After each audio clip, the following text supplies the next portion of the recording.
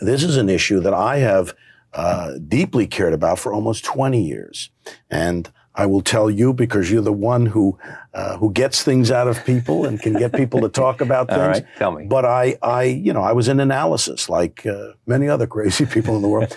I was in my analysis, and it became very clear to me, this is almost 20 years ago now, that what had happened to me, the experiences that I had in my first 2 or 3 years of life, were critical in terms of how I function later on as an adult. Yeah. And once I hit on that and understood that immutable truth in me, I assumed that was not just singular to me, that it was something that everybody experienced. Now, being a person who's been civic-minded all his life and politically active all my life, I've always looked for a way in which I could make a difference, something that I could do that would attack social problems. When I hit on this, I knew this was a way to go. This was an answer to really having an impact on crime, teen pregnancy, drug abuse, child abuse, welfare dependency, and virtually every other society. Okay, you're going too fast for me. No, because what happens to you in those first 2 or 3 years will lay the foundation for how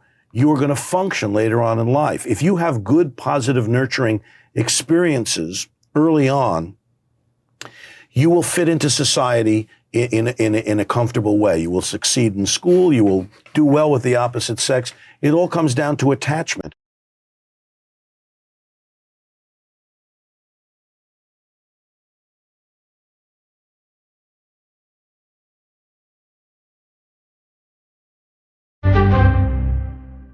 Rob Reiner, who became famous for his acting in All in the Family and much admired as a director of classic films, was brutally murdered on December 14, 2025, in his Brentwood, Los Angeles home, alongside his wife, photographer Michele Singer Reiner. He was 78. She was 68. Their death is the subject of a homicide investigation. Their son, Nick Reiner, is being held.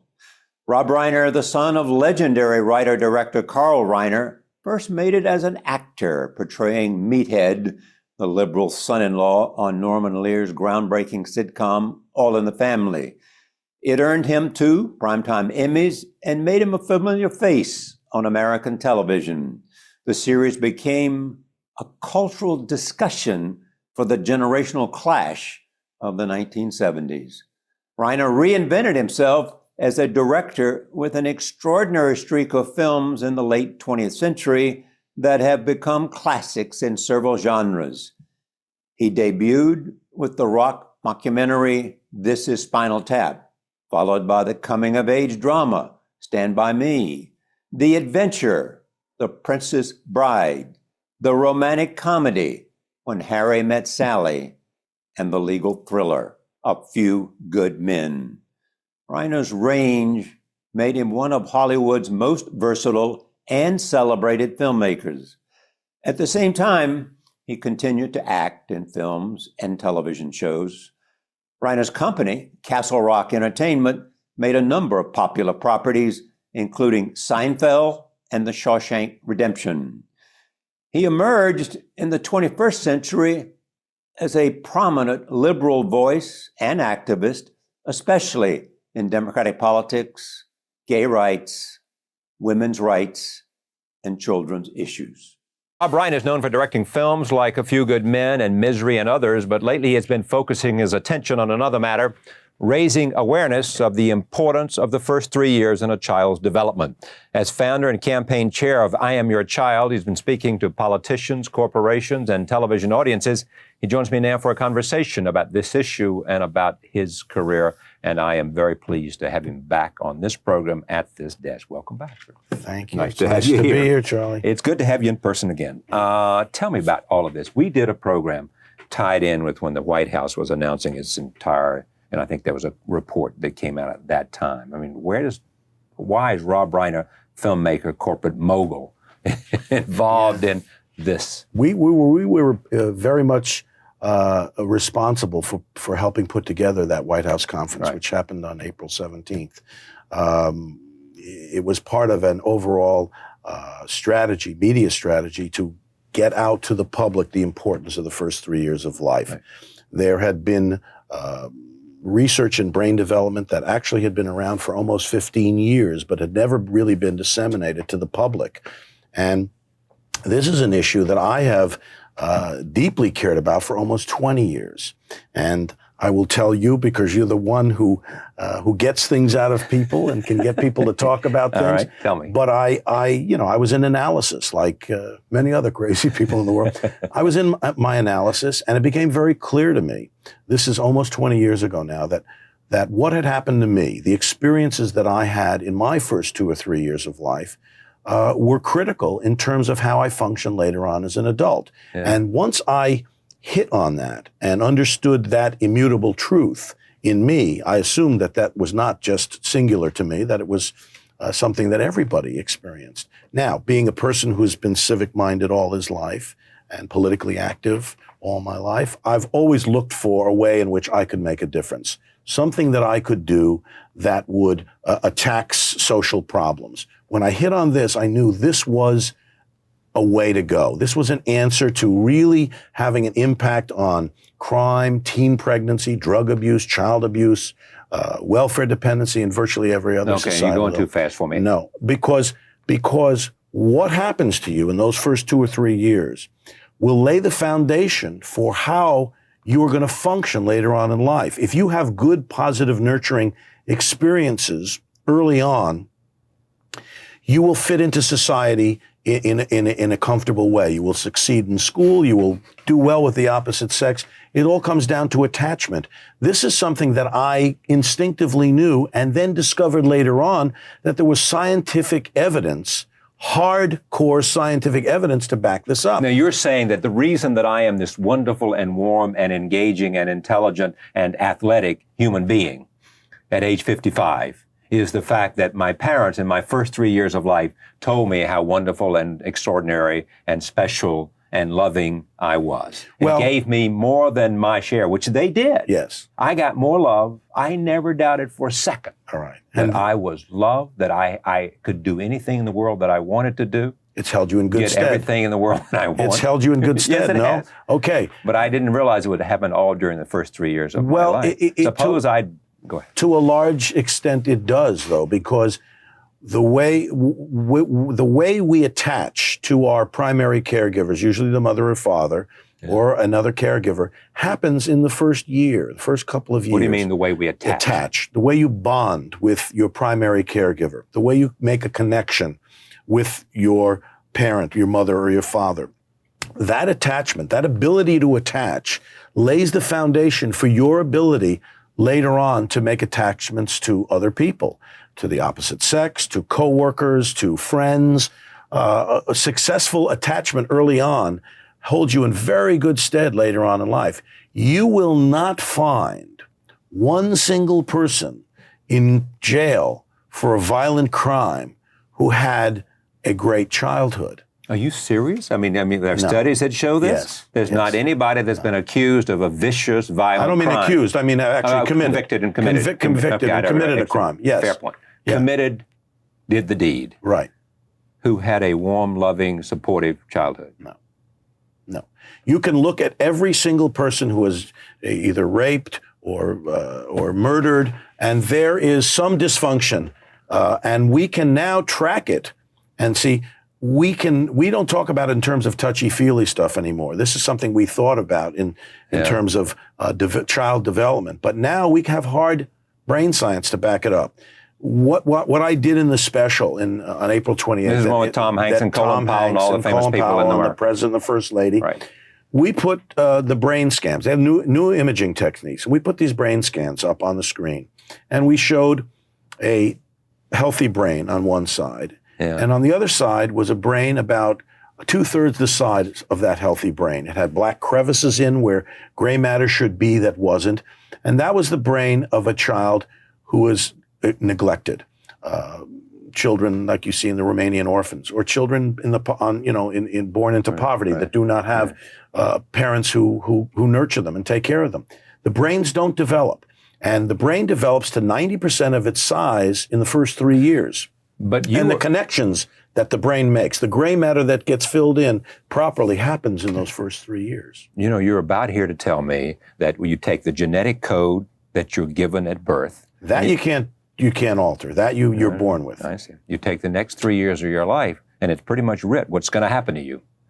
In terms of how you will behave. In terms of how you will function, positively or negatively, yes. That's not to say that you can't reverse these things, but the reversal process is extremely costly and extremely time-consuming. In anything from remedial programs in school to therapy to drug counseling to all of the things that can bring you back from the bad path that you were put on. Back to therapy for you. Yeah. What did you discover? Well, I'm not going to, as much as I like you, Charlie, and as much as I will expose a lot to you, yeah, give me a I won't get to tell you the specifics of it because that's not what... It might hurt somebody. But what I did discover is the influences I had, the experiences that the intellectual, physical, and emotional experiences that I was exposed to by my mother and father wound up manifesting themselves in how I functioned, in how I related to the opposite sex, and how I functioned in my work. Good and bad. I mean, we're not talking about all negative. There's a lot of very good. I mean, look, I'm sitting here talking to you on television, and the chairman of a national public awareness and engagement campaign. So I'm capable of doing it. All right, but basically you look there at, and the psychiatrist got you to sort of understand how those influences had shaped the person you were, for better or worse. Yes. And in some cases, you engaged in some kind of remedial stuff or at least recognition is the first stage in Yes. I mean, I struggled through, there was a very, difficult time in my life where I struggled very hard for a period of time. And that struggle was, I had to correct. Now, analysis is is expensive. It's not for everyone, and not everybody can afford it or has the time to do it. I had the luxury of having made some money that I could examine these things. But what we're saying is, if we do the right things by our children in the first 3 years, if we make the right kind of connections, if we read to them, sing to them, hold them, nurture them, respond to them and meet their needs in a warm, loving manner, we can cut off having to do those remedial things later on in life. We can to a large degree reduce a lot of the social ills. This we know. This is not rocket scientists, and this is not new to neuroscientists and early childhood development specialists. And what you hope comes out of all this public awareness program, right, is parents will understand it and come to grips with it and have it directly connected to how they behave with their children. Yes, that's number one, and that's most important. Right. But as important as that is that we recognize as a society that this is a real opportunity to solve problems later on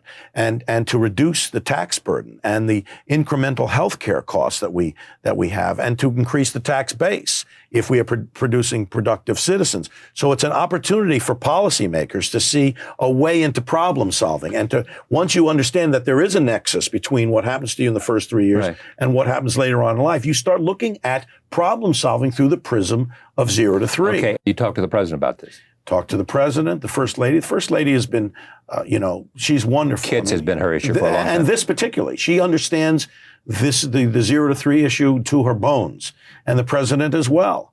They understand it, and there are a number of governors and congressmen who really do understand this issue. This is an easy one, though, isn't it? I mean, it seems like everybody is. It is easy. Basic. It's like it is easy, but what's not easy is to find new funds.